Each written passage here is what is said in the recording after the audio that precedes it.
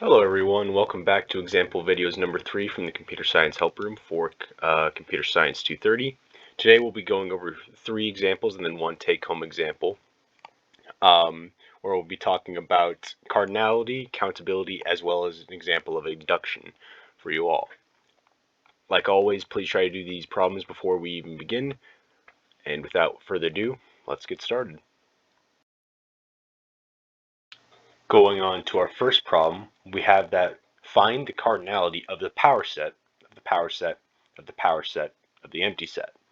So just to go over quickly what the power set is, it's every single subset that a set can have. So if we say that the power set of A, we're going to be given the empty set, because the empty set is always a subset of a set, along with every single possible combination of A, including A itself. Right? That's just the general idea of a power set. Going on to the problem. So if we want to find purely just the cardinality, we're going to be returning a number, right? So let's go over this. The cardinality of the empty set is 0. There's nothing in the empty set. That makes sense. And say if we want to find the cardinality of the power set of, say, set A, we needed to find that, well, we could prove that the cardinality of this is going to be 2 to the power of the cardinality of A. So for the first inner sample of this, we'll find that the cardinality of the power set of the empty set is going to be 2 to the 0, because we just shown that the empty set has of size 0, so that means we're going to have exactly 1 element. Going even further, going on to the next one, we have the cardinality of the power set of the empty set.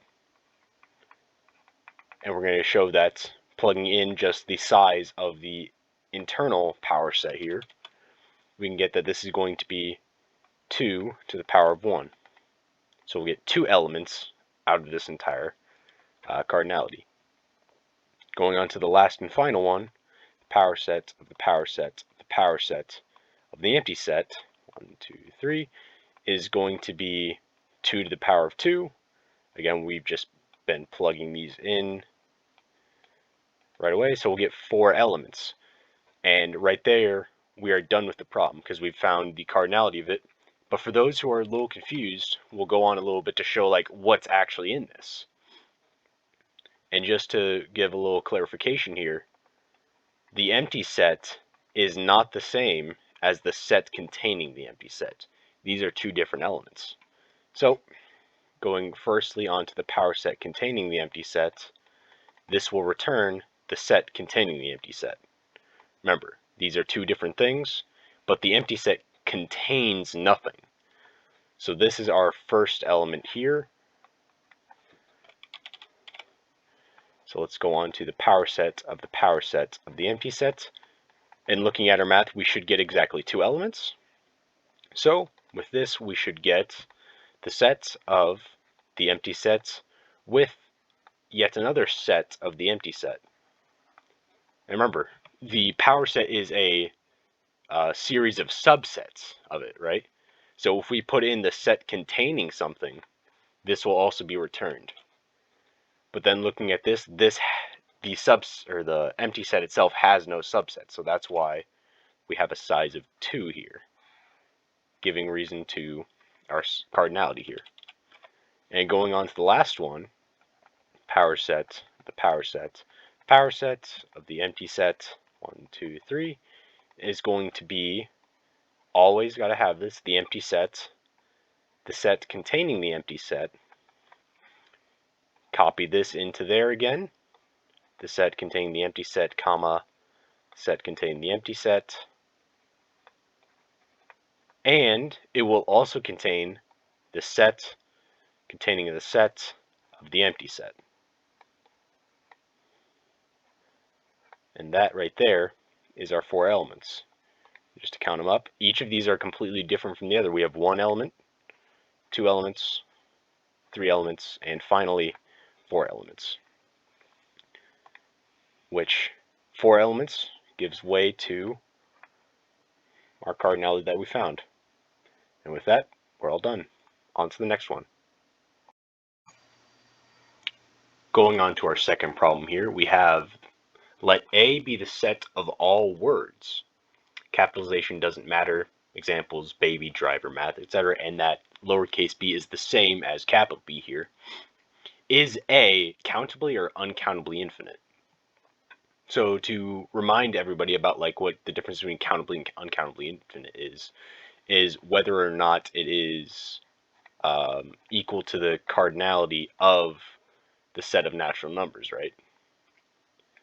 And then there's all those different theorems you guys talked about in class where a countably infinite set, if it's a subset or unionizing a bunch of countably infinite sets, say A is countably infinite, B is countably infinite, this will still return a set, say C, that is also countably infinite. You guys talked about all of these different theorems in class. Don't forget to always look at those in case you're struggling with the problem. So, first off, let's break this problem into individual pieces so that way we can get a better understanding of it. And we'll look at just say all of the words that contain only the letter A in this case. So with A, or A if you really want to write it out, we have A, A, A, dot, dot, dot. And we have as many as those we want, and dot, dot, dot, right? And this is the same thing for every single other letter we have, where we may just have actual words. So if you have A there, that's an actual word. And I'm pretty sure the rest of these are not words at all that we would use in a normal situation, unless you're screaming, of course, but that's for the movies. Going to B, containing just B, we'll have, you know, B, B, dot, dot, dot, again, all those same things. And then we'll start to intertwine different words together, right? So we'll get AB, AC, AD, not DD, AD, so on and so forth. So we have what seems to be a lot of different possibilities to go from. And this is where it can get very confusing on how this works. But let's take this from a different approach, because this is just showing you one of the different ways. This is showing you another expanded form of like what's happening here. So we'll break this down into a lot of different subsets. So we'll call W the set that contains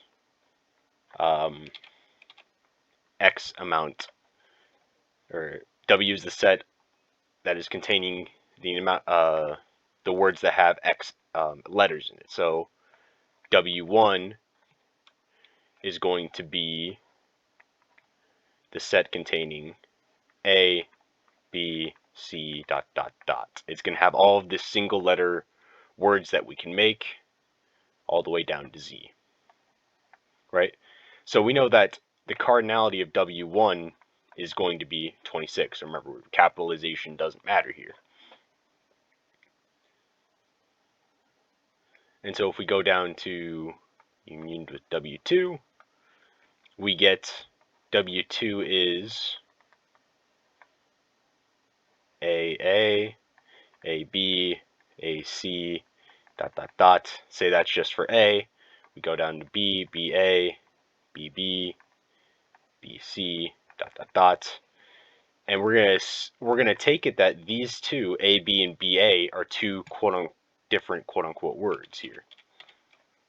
So we keep going down. We do this for every single possible letter, and if you notice, we'll get a 26 by 26.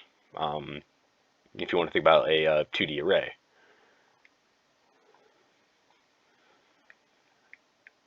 So we know that the cardinality of W2 is going to be equal to 26 squared, right? So then if we unionize every single one of these together, union dot dot dot, union say Wn, then we know for a fact that each one of these, W1 through Wn, is going to be countably infinite.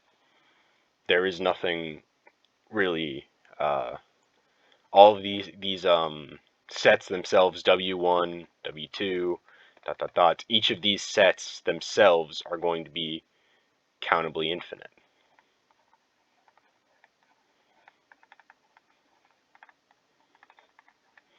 So if we have proven that all of these sets are countably infinite, we just need to show that the amount of sets we are unionizing together is also countably infinite. And if you want to consider it as a normal set, would the set containing 1, 2, 3, ... all the way up to n be countably infinite? Take a moment just to think about it. But in reality, this is just going to be the set containing the natural numbers, or at least it's going to have the same cardinality of it. Because n, or say our last one in this case, k, is just going to keep going and keep going and keep going, same as the natural number set does. It doesn't have anything weird going on with it like the set of real numbers with the range of 0 to 1. It can't infinitely keep adding on zeros for ad infinitum. It'll just at some point, our set here of 1, 2, 3 all the way to n or k in this case, it will always have some kind of size. So we know that we have 1 through n or k countably infinite sets, and we're unionizing them together. And as we talked about before, and in your notes, there's a theorem that says, say A and B are countably infinite, A union B is going to be a countably infinite set as well. And so using that theorem, we can prove that Wx is also countably infinite.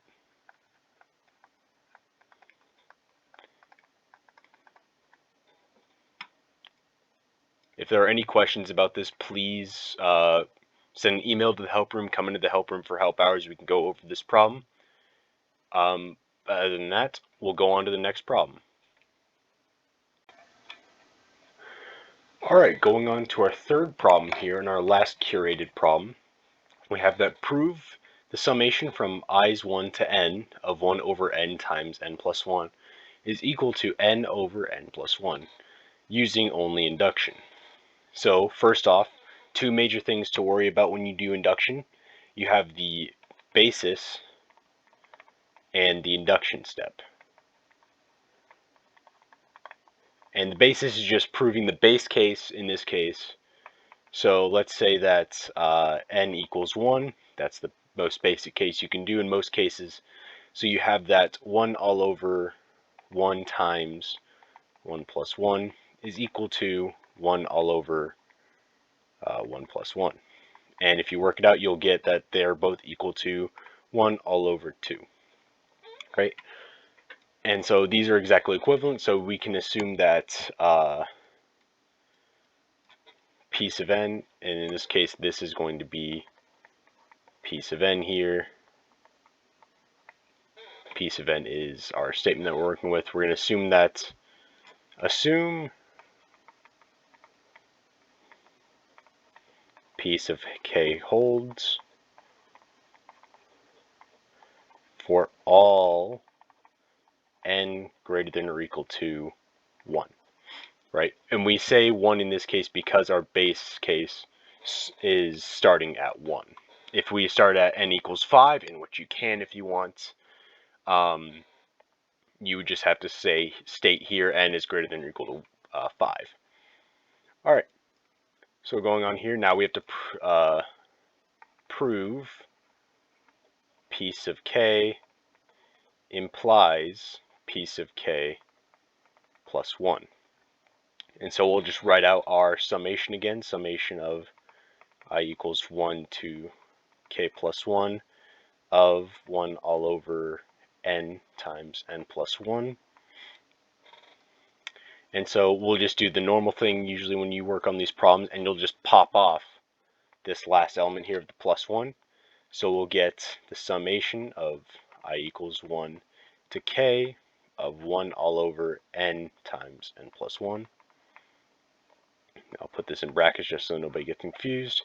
Plus, so do this, you have 1 all over k plus 1 times k plus 2, right? And because we assumed right away that piece of cake holds for all n greater than or equal to 1, we can then say that this is going to be our induction hypothesis here. So this is going to be induction hypothesis. And make sure to mark that down on whatever you're working on, just so it becomes very clear when you do this kind of substitution. But now we can just substitute our entire summation problem with what we assumed up above, which was that it is going to be equal to n over n plus 1. Or in this case, it will be k all over k plus 1. So let me put the equal signs here. Plus 1 all over k plus 1 times k plus 2. So we'll just do some simple math here, bring them together by multiplying the left one by k plus 2. So you'll get k times k plus 2 plus 1 all over k plus 1 k plus 2. I hope I do this right. So you get, multiply them out, you'll get k squared plus 2k plus 1 all over k squared plus 3k plus 2. Break them out again because we just want to incorporate the plus 1. K plus 1 all squared all over k plus 1 k plus 2. I guess you didn't really need to break this down and then bring it back together, but if it helps you visually think about it, go right ahead. So now we can cancel out the 2 and that k plus 1 there, so we'll get k plus 1 all over k plus 2. And since it's best to get it in the exact same format, we'll finally get k plus 1 all over k plus 1 plus 1. And there you go. Once you've proven this final step down here, you've proven it for all n greater than or equal to 1, or if we went back earlier and said our basis was 5, we've proven it for all n greater than or equal to 5. Alright, it wasn't meant to be too difficult or too easy for you, but it's still to help you practice induction. And with that, we'll go on and talk about the last problem of the video.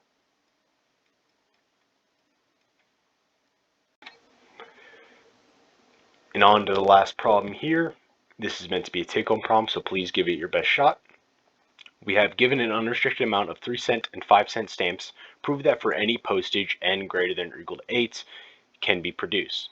And so, just to give you guys more of an idea of what's being asked here, we know that if we have 0 of the 5-cent stamps and 1 of the 3-cent stamps, we can make 3, and vice versa, we can make 5. But we want to prove in this case that 8, 9, 10, ... can be produced, that we can produce any number greater than or equal to 8, given just a sole quantity of 3 and 5-cent stamps.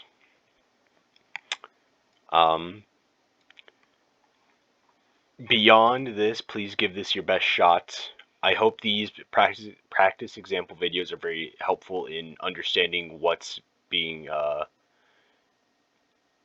question or induction, any topics that have been brought up in CompSci 230. I really hope these are very helpful, especially during COVID.